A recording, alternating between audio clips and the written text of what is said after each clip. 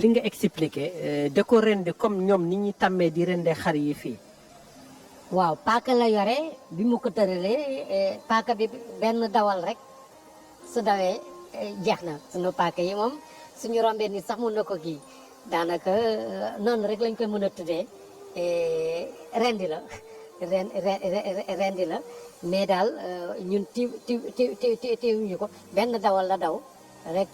rek rendi ko mais pour la première fois ñun ñu gis loolu de 1957 à nos jours. ban waxtu la amee tey. tey jii ci suba teel la booru 7 heures 6 heures du matin 6 heures 7 heures du matin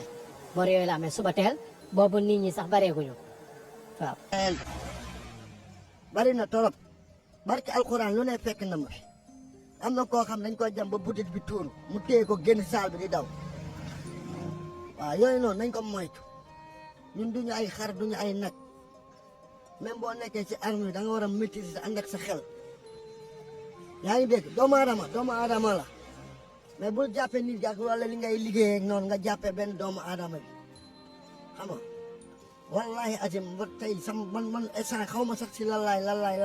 si lallaa nekk barki alxuraan. anam bi nga gisee waa jën rey. billahi wallahi tallahi mosuma ko gis déggoo li ma la tiim naa nit ñi ñu jam ñu rey ko yooyu yëpp man fekk na ma fi mais anam bii nii moo ñaaw. barke alxuraan anam bi moo ñaaw